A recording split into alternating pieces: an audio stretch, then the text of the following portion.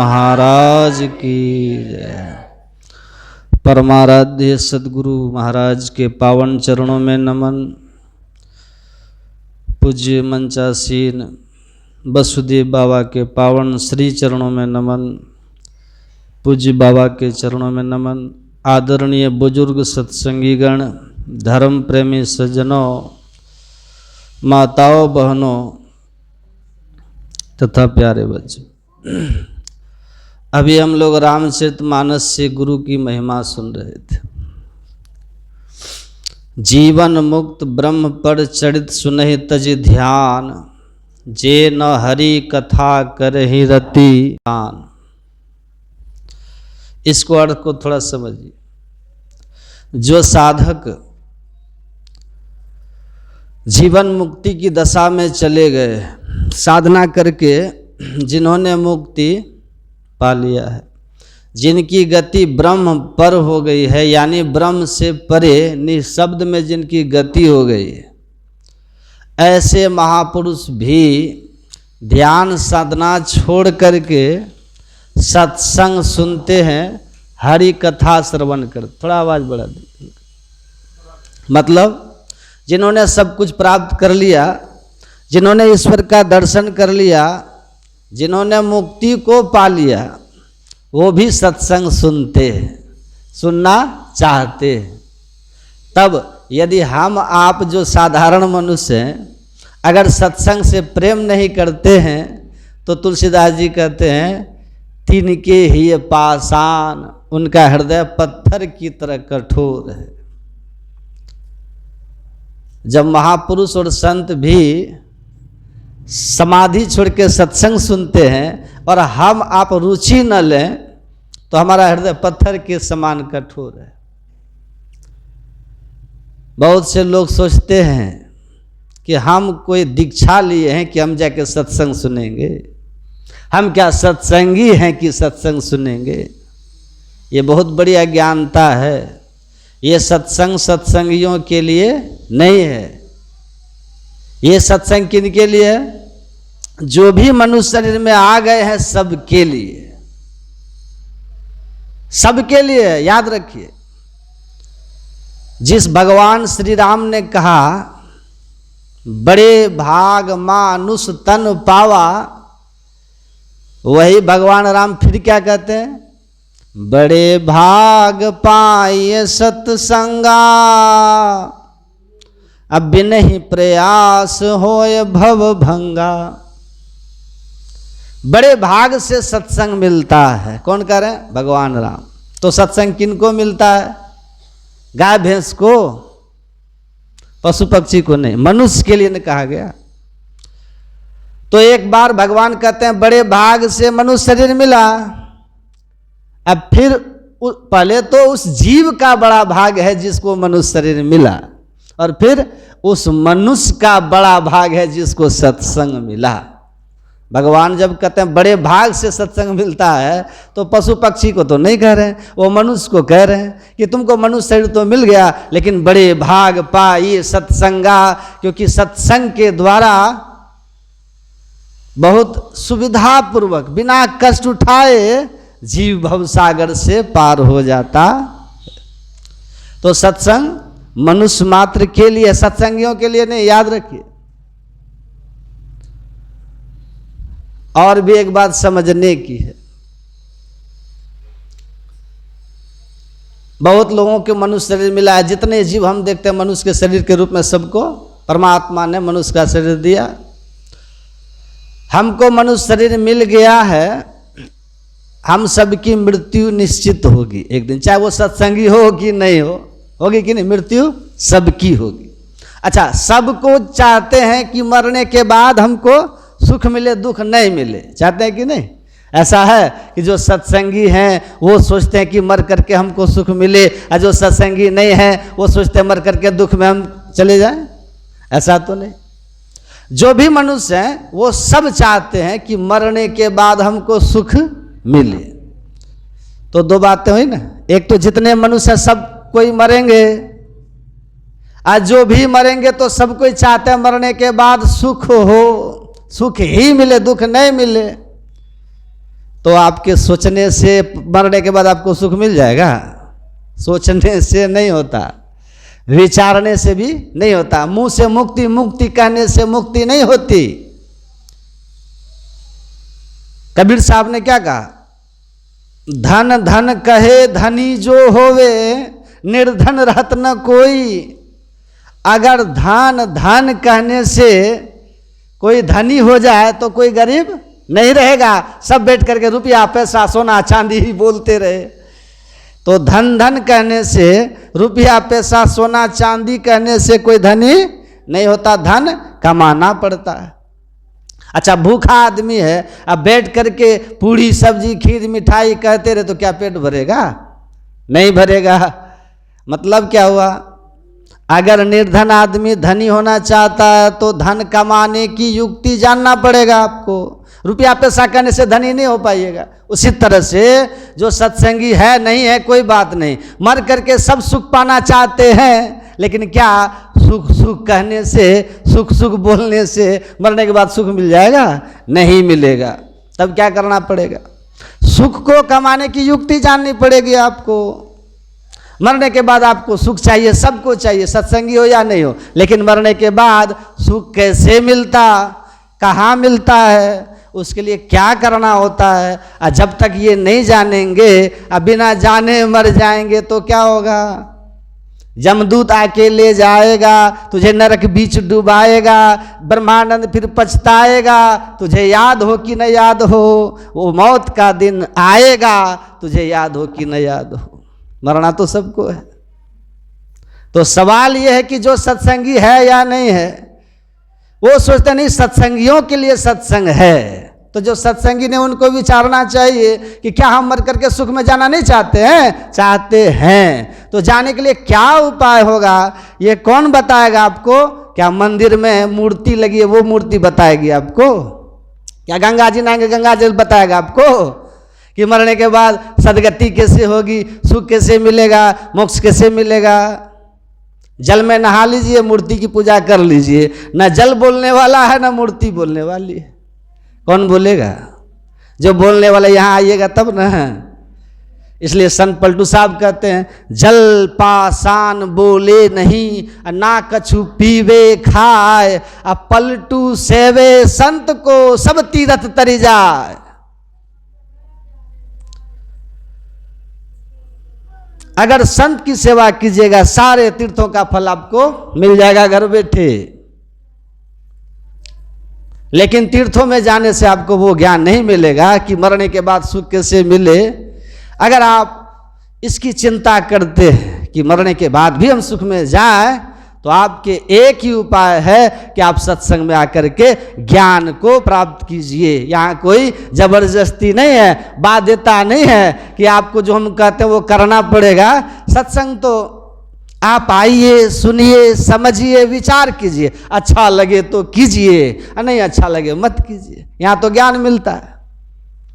तो परलोक में सुख कैसे मिलेगा? इसका ज्ञान यही मिलेगा। बिनु सत्संग ज्ञान नहीं उपजे, कर ले जतन हजार रे, अब ब्रह्मानंद खोज गुरु पूरा, उतरो भव जल पार रे।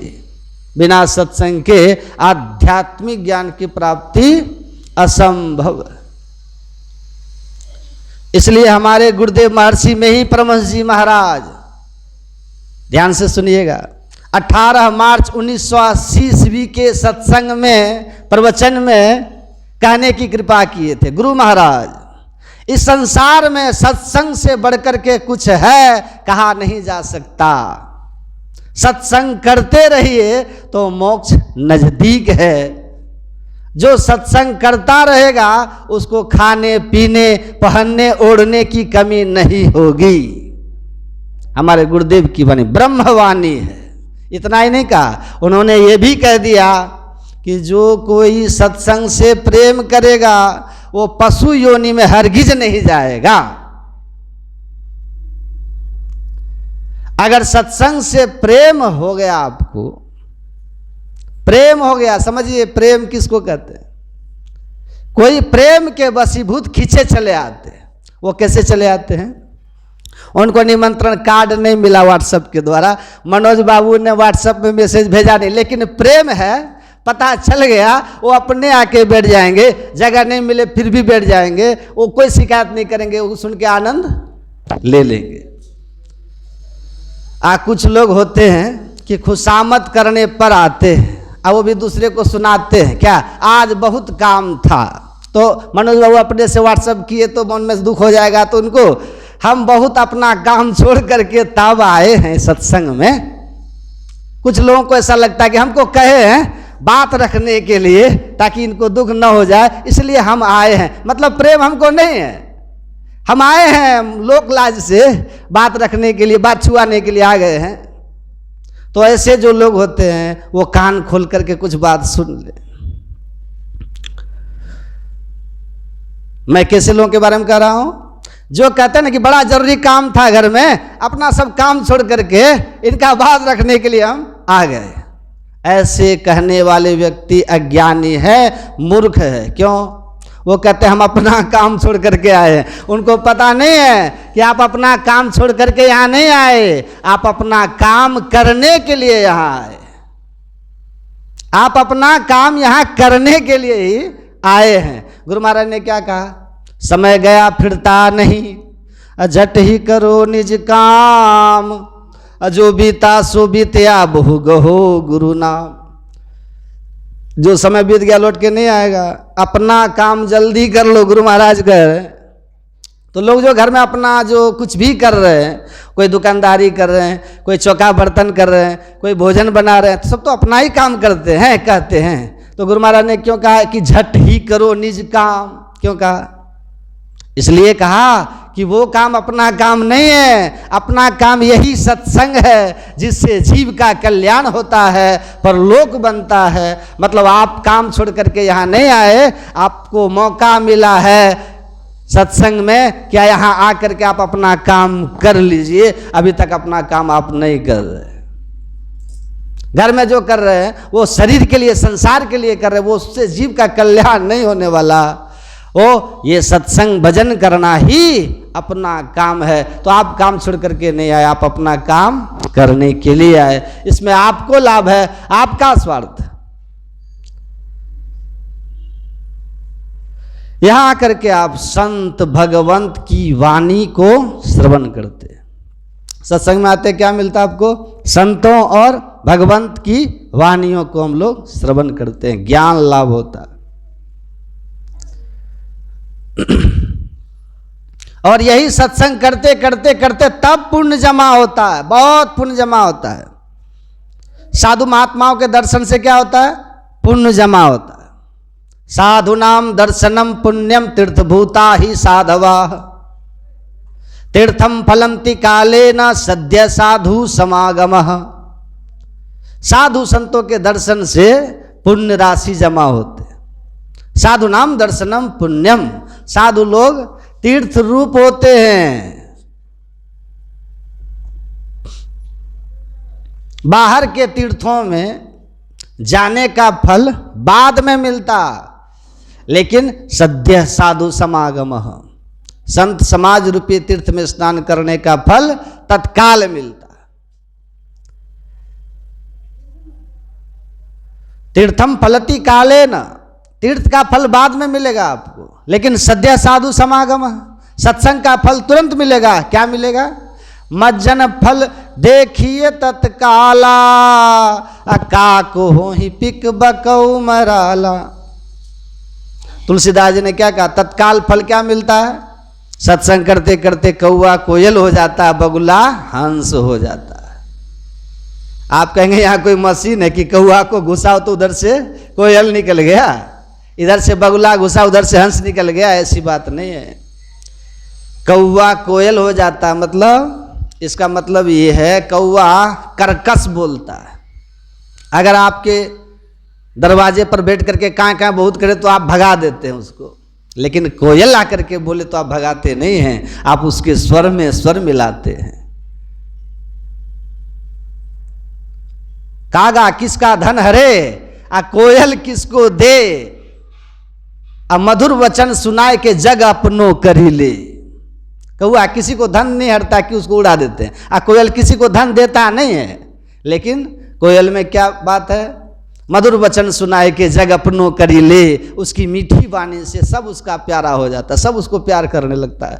मतलब कौआ कोयल हो गया जो बहुत खराब बोलने वाला व्यक्ति है, बकवादी है, कटुवादी है, वो भी सुधर जाता है, मधुर भाषी हो जाता है, कौआ कोयल हो गया।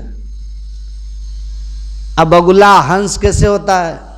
तो बगुला तो मांसाहारी होता है ना, अभक्ष पदार्थ को ग्रहण करता है, लेकिन वह जब हंस हो जाता है तो तब वह मुर्दा नहीं खाता, तब वह गलत चीज नहीं खाता, मतलब खान पान सुधर गया, मतलब बगुला से हंस बन गया।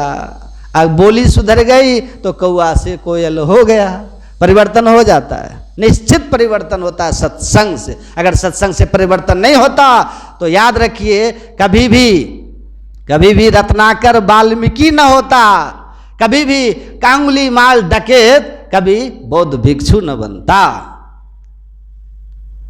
तो सत्संग से सुधार होता है।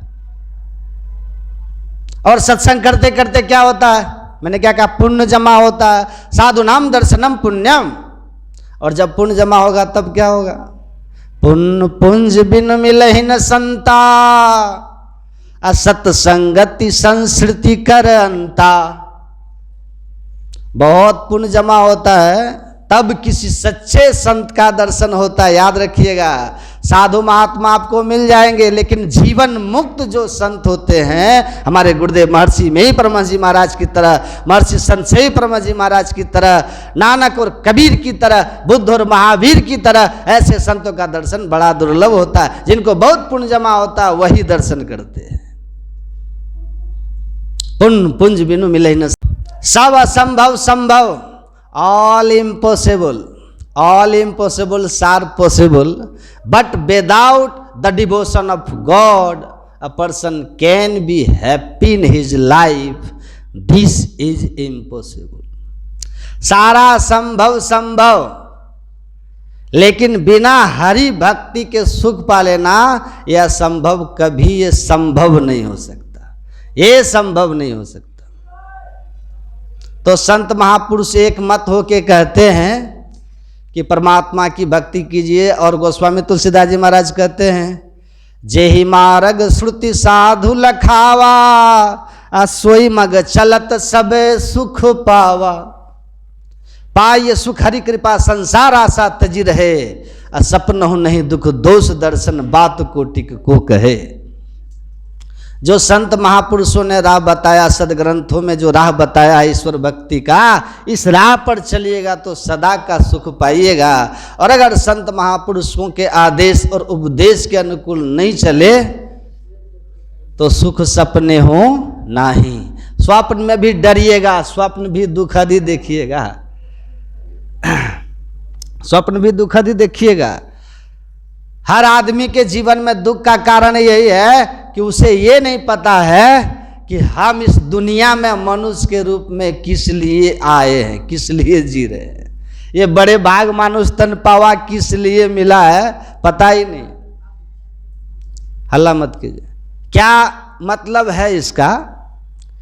मार्क ट्वेन अमेरिका में एक बड़े दार्शनिक हुए थे, उन्होंने लिखा है, There are two important days in human life. The first one on takes birth as human, and the other one the day he comes to know why he is here as human. वो कहते हैं दो महत्वपूर्ण दिन मनुष्य के जीवन में होता है। ध्यान से सुनिए, जीव के जीवन में होता है दो। पहला, जब जिस दिन वो मनुष्य शरीर में आता है, क्योंकि बड़े भाग मानुष तन पावा। और दूसरा महत्वपूर्ण दिन उसके जीवन का वह होता है जिस दिन वह ये जान पाता है कि मैं मनुष्य शरीर में क्यों हूं, मैं मनुष्य शरीर में क्यों हूं, मनुष्य जीवन का अर्थ क्या है, मनुष्य जीवन का लक्ष्य क्या है। जिस दिन ये जान जाता है कि इस जीवन की सार्थकता और उपादेयता क्या है, वह आपके जीवन का दूसरा महत्वपूर्ण दिन है। अब फिर वो आगे कहते हैं कि जब तक आप दूसरे प्रश्न का जवाब नहीं जान पाते तब तक वो जो पहला है, और जब तक आप ये नहीं जानते कि मैं मनुष्य शरीर में क्यों हूं, तब तक आपका पहला क्या महत्वपूर्ण दिन बड़े भाग मानुष तन पावा व्यर्थ हो जाए, अर्थहीन होता है। कोई मतलब नहीं रहता उसमें, और पशु में कोई अंतर नहीं होता है। वो मनुष्य के रूप में होता है, लेकिन मनुष्य रूपेण मृगाः चरन्ति, मनुष्य के रूप में वो पशु के समान होता है। जिस दिन आपको इसका अर्थ, इसका उत्तर मिलता, उस दिन सही अर्थ में बड़े भाग मानुष तन पावा को आप सार्थक करने की दिशा में बढ़ जाते। तो क्यों कहा, इस प्रश्न का उत्तर जब तक आप नहीं जानोगे तब तक दुखी रहोगे। दुनिया में हर वो आदमी दुखी है जिसको ये नहीं मालूम है कि मैं मनुष्य शरीर में क्यों हूं, और ये मैं मनुष्य शरीर में क्यों हूं इसका पता आपको कहाँ मिलेगा? सत्संग में मिलेगा। हमने अपने आध्यात्मिक संस्कारों को छोड़ दिया है, शिक्षा को हम लोगों ने छोड़ दिया है, अध्यात्म ज्ञान, सम्मान करना छोड़ दिया बड़ों का। साधु तो मजाक के विषय होते हैं, आजकल मजाक के विषय होते, उन पर लोग अनेक तरह के चुटकुले बनाते हैं। आजकल के लोग, लड़के, अरे कहाँ जा रहे हो, अरे छोड़ो ये सब फालतू बात है। देखिए, तो जिनका हमें सम्मान करना था, माता पिता गुरु ना वहीं माथा, अब वहीं हम कमजोर हो गए। इसीलिए पश्चिमी सभ्यता, संस्कृति, टेक्नोलॉजी के साथ जो बुराई लेके आया उसको हम लोगों ने ग्रहण किया, अच्छाइयाँ कम प्राप्त किया हमने। तो इसीलिए संतों ने कहा कि द्वे विद्ये वेदितव्येतु परा अपरा एव च। बहुत ध्यान से समझिए, दो विद्याएं आपको सीखनी है, एक परा विद्या और एक अपरा विद्या। अपरा विद्या भौतिक विद्या को कहते हैं, विज्ञान कहें उसको। ये जो भौतिक विद्या है उसको हम अपरा विद्या कहते हैं। संत महात्मा जो हमारे स्कूलों में पढ़ाए जाते हैं सारे सब्जेक्ट्स, वो सब अपरा विद्या है, निम्न विद्या है। इससे हमारा भौतिक संसार का संभाल होता है, शरीर के लिए, इंद्रियों के लिए सुख सुविधा की व्यवस्था होती है। लेकिन दूसरी विद्या जो है वो है परा विद्या। उसका संबंध किससे है? हमारी चेतनात्मा से है, जीव से है, हम से है, आत्मा से। जब तक आप दोनों विद्या का ज्ञान नहीं रखेंगे तब तक आपके जीवन में सुख शांति नहीं आएगी। बिना अपरा विद्या के भी आप शांतिमय जीवन जी सकते हैं। ये कबीर साहब काशी में रहते थे, बिना पढ़े लिखे संत थे, कलम कागज छुओ नहीं, और उनके पास अध्यात्म विद्या थी, परा विद्या थी, ज्ञान, जिसके कारण उनका जीवन सुखमय था कि नहीं, उनके जीवन में शांति थी। रविदास जी थे, तुलसीदास जी महाराज पढ़े लिखे थे, अच्छा सूरदास जी पढ़े लिखे नहीं थे, लेकिन ये सब लोग महान लोग थे, पूज्य लोग थे। क्यों? कि इन लोगों ने अपने ऊपर शास्त्र की मर्यादा को रखे थे, संत महापुरुषों के अनुकूल जीवन जिया था। जही मार्ग श्रुति साधु लखावे, आज तही मग चलत सबे सुख पावे। महाजनो येन गता सपंथा। महापुरुष लोग जिस राह से गए वही राह है जिस पे चल के हम आपका जीवन शांतिमय होगा। तो ये शिक्षा जो है, ये विद्या सिखाने के लिए एक भी गुरु होता है, बिन गुरु भव निधि तरे न कोई। भौतिक विद्या सिखाने के लिए भी गुरु होते हैं। दोनों में से कोई विद्या बिना गुरु के कोई नहीं जानता। सहजो कारे जगत के अबिन गुरु पूरे नाही। हरि तो गुरु बिन क्यों मिले, समझ देख मन माही। सहजो बाई कहती हैं संसार की कोई विद्या आप कभी बिना गुरु के नहीं सीख पाएंगे। जो हमको शिक्षा देते हैं, सिखाते हैं, सिखाने वाले गुरु होते हैं। ज्ञान दाता को हम गुरु कहते हैं। गुरु नाम है ज्ञान का, जिससे हमें ज्ञान मिलता है वो हमारे गुरु हैं। तो भौतिक विद्या भी, एक छोटा सा संसार का कोई भी ज्ञान हमें बिना गुरु के प्राप्त नहीं होता। आपको अगर दर्जी का भी काम सीखना है ना, घर में ही करने के लिए, तो किसी एक्सपर्ट से सीखते हैं कि कैसे काटना है, कैसे सीना है। नहीं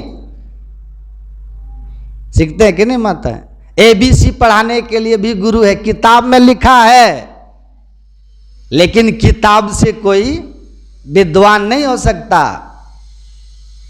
गुरु चाहिए। इसलिए बिना गुरु हो ही की ज्ञान।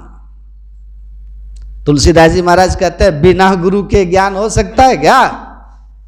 कभी नहीं, कभी नहीं होता।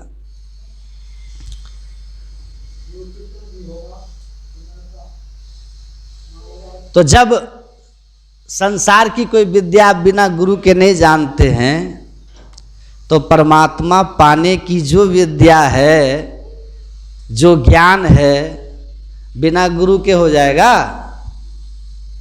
एक प्रोफेसर साहब कह रहे थे कि जीव और ईश्वर के बीच किसी एजेंट की कोई जरूरत नहीं है। ये गुरु जो है ना, गुरु बीच में एजेंट बनता है। एजेंट की क्या जरूरत है? कोई जरूरत नहीं। कि फिर पुस्तक और आपके बीच भी, विद्यार्थी के बीच एजेंट की क्या जरूरत है फिर? आप भी तो एजेंट ही हो ना। कौन सा न्यूटन हो जो सिद्धांत खोज के बता रहे हो? आप भी तो किताब में न्यूटन का सिद्धांत पढ़ के ही बता रहे हो।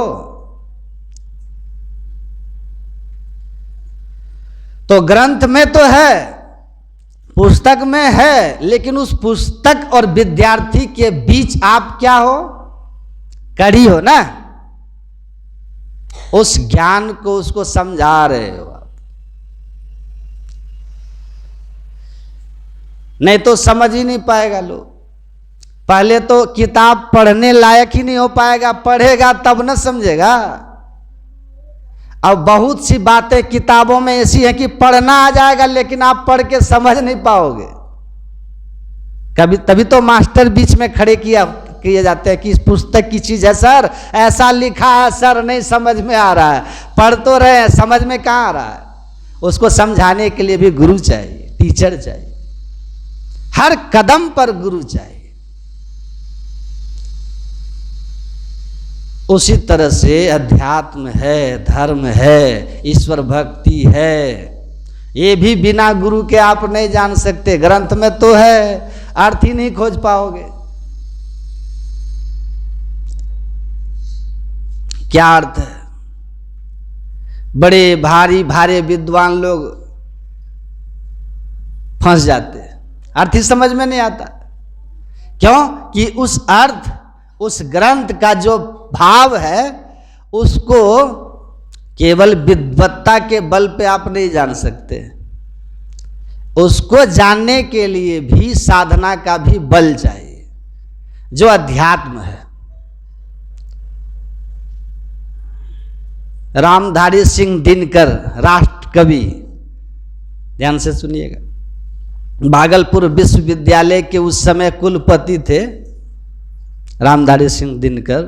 शिवचंद्र सिंह प्रोफेसर थे। उन्होंने कहा कि हम जाएंगे महर्षि में ही आश्रम कुप्पा घाट दर्शन करने, महर्षि में ही परमहंस जी का। तो रामधारी सिंह दिनकर ने कहा कि मैं भी इनका बहुत नाम सुनता हूँ पर गया कभी नहीं, नाम सुनता हूँ। अच्छा, आपको कैसा लगा उनसे मिलके? तो उन्होंने कहा कि पूर्ण महापुरुष हैं वो, जानहि तीन काल कर ज्ञाना, सब कुछ जानते हैं, सर्वज्ञ हैं। तो रामधारी सिंह दिनकर ने कहा कि मैं 7 प्रश्न लिख करके रख लेता हूं, इन 7 प्रश्नों का जवाब अगर वे दे दिए, शास्त्र के प्रश्न थे, शास्त्र के, वेद उपनिषद के प्रश्न थे, अगर वे दे देंगे तो मैं मान लूंगा कि ये अनुभव ज्ञानी है, संत हैं, पूर्ण है। कहा कि लिख लीजिए, चलिए। उन्हीं के कार में बैठ करके दोनों आदमी के दर्शनार्थ कुप्पा घाट आश्रम आए। आ करके प्रणाम करके बैठे, गुरु महाराज जी को बताए ये राष्ट्र का भी ये दिनकर भिसी हैं। गुरु महाराज जी ने कहा इन्हें कुर्सी दिया जाए, बैठेंगे वो, बैठे वो। गुरु महाराज जी बैठे और बैठ करके एक एक करके बिना पूछे बात ही बात में serial by 1 number 2 number 3 number जैसे वो प्रश्न लिखे थे ना, उस तरह से रामधारी सिंह दिनकर के 7 प्रश्न को गुरु महाराज जी ने एक एक करके बातचीत के क्रम में साफ साफ समझा दिया। और जैसे प्रश्न बोलते थे गुरु महाराज अर्थ बोलते थे, रामधारी सिंह दिनकर अपने पड़ोसी का पैर दबाते थे कि अरे कमाल हो गया, 7 प्रश्न बता दिए। तो रामधारी सिंह दिनकर बीत गई पर बीत न पाई, उस पुस्तक में उनकी वाणी है। रामधारी सिंह दिनकर के वो कहते हैं भारत की आत्मा राजेंद्र प्रसाद के जो सलाहकार थे, राजनीतिक सलाहकार थे, उनसे वो कह रहे हैं कि भारत की आत्मा भारत के संसद में नहीं, दिल्ली में नहीं, महर्षि में ही परमहंस जैसे महापुरुषों के सिद्ध पीठ में बसता है, वहां भारत की आत्मा है। ये ऋषियों, ये केवल कृषि प्रधान देश नहीं है, यह ऋषि प्रधान देश भी है। केवल कृषि प्रधान देश नहीं है, ये ऋषि प्रधान देश है। तो सन्यासी जो होते हैं, ये भारत की दुनिया की अनुपम भेंट है, जो दुनिया को घूम घूम करके एक ही काम किया कि लोगों को अंदर में शांति बांटा, सत्कर्म का मार्ग दिखाया और अपने जीवन के समस्त भोगों का त्याग कर दिया। किसके लिए? संसार के कल्याण के लिए, लोगों के हित के लिए दुख उठाने वाला इस दुनिया में भारत के सन्यासी वे संत हुए। ये दुनिया को सबसे बड़ी अगर भारत की देन है तो वो सन्यासी है, वो संत है, उनका ज्ञान है। तो स्वामी विवेकानंद को देख करके जब हंसा ना अमेरिका में, तो विवेकानंद जी यही बात कहे थे कि हाँ मैं भारत का जेंटलमैन हूँ। आपके देश में लोग कपड़ों से जेंटलमैन समझते हैं, कोट टाई पेंट पहन लिया तो वो जेंटलमैन हो गया। जो 2 पैसे में दर्जी बनाता है, तुम्हारे यहाँ जेंटलमैन तो दर्जी पैदा करता है। लेकिन मैं जिस देश से आया हूँ वहाँ जेंटलमैन लोग कपड़ों से नहीं, वस्त्र से नहीं होते। लोगों की महिमा को कोई वस्त्र से नहीं पहचानता, वहाँ तो लोगों की महिमा उनके चरित्र से होती है। जेंटलमैन चरित्रवान लोग होते हैं और वो चरित्र का निर्माण कोई दर्जी नहीं करता, रामकृष्ण परमहंस जैसे कोई संत सदगुरु करते हैं। मैं वहाँ से आया हूँ। तो ईश्वरकृत इस शिवालय में हम लोग खान पान शुद्ध करके ध्यान भजन सत्संग करें। गुरु महाराज कहते हैं खान पान को प्रथम संभालो, इसको पवित्र रखो और पवित्र रख करके ध्यान भजन सत्संग कीजिए। तो आप गुरु महाराज की कृपा से, ईश्वर की कृपा से संसार में भी सुख से रहिएगा और शांति भीतर बनी रहेगी और परमार्थ भी आपका सिद्ध हो जाएगा। देखिए आप लोग की सेवा भक्ति जहाँ तक होगा करूँगा। बोलिए प्रेम से श्री सद्गुरु महाराज।